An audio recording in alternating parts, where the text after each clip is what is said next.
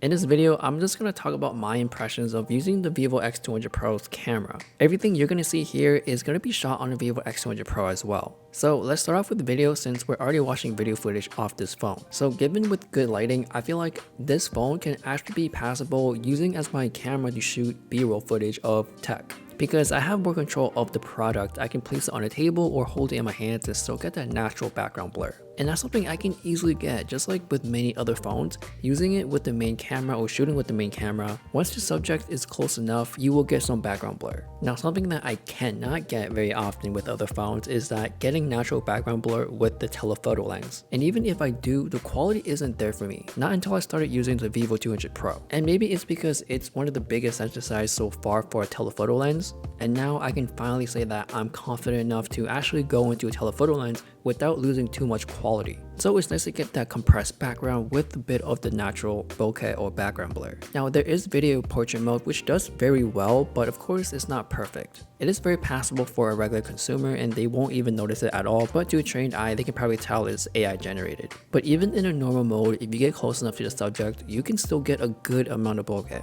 And I can also treat this camera as a vlogging camera as well, just to capture moments and still get that nice cinematic look to it. And I feel like this is probably the easiest phone to get that look just because that background blur look is just so easily attainable with this phone. From daytime to low light situations, this phone is just consistently good. Now moving on to photos, this is the strength of this phone. You get 3 color profiles, natural, textured, and vibrant. Personally, I do like natural because it's in the middle between textured where it's too dark and vibrant is just too punchy. But there is a time for everything, so if I'm feeling like a moodier picture, then I'll pick textured. Or if I want something that really pops, then vibrant. One thing I do notice that when I'm taking pictures in portrait mode, I feel like it defaults into the vibrant color profile and I have no control to switch it. I don't really mind it too much because when I'm in that mode, I am most likely going to take a picture of a person and I do want them to pop, especially if they're behind the sun where it would naturally make you dark. And what amazes me the most is the cutout, where it actually gets my individual strands of hair where a lot of other phones misses that. Now you don't really need to use portrait mode all that much since this phone, as I said before, you can just actually get that background blur easily. Like I'm just taking pictures of food in front of me and I'm not even trying to compose or anything. Now the next level is taking these type of photos with the telephoto lens. And to no surprise, you can still do it without any loss of quality. And I think this is the best and most noticeable experience you can get from this phone versus other phones.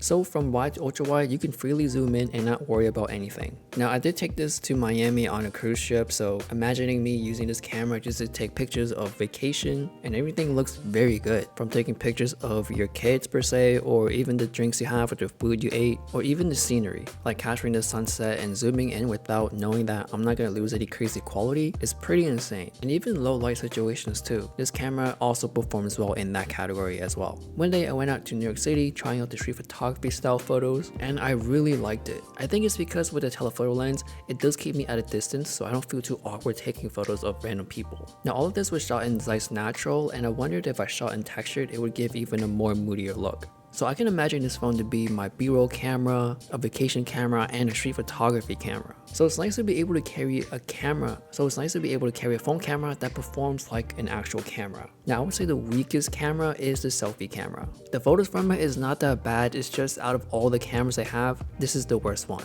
But either way, I don't take too much selfies or front camera video, so I don't mind it, but I know that it is getting popular nowadays where a lot of people are using it to create content. So clearly Vivo has it down on the back cameras and hopefully in the future they would focus on making a great front camera. So that is my experience with the Vivo X200 Pro and I feel like this is one of the best phone cameras you can get right now. I also got the global version and I uninstalled all the bloatware so it's super clean and to me it's usable now. So let me know your thoughts on the Vivo X200 Pro. Thanks for watching and I'll see you guys later.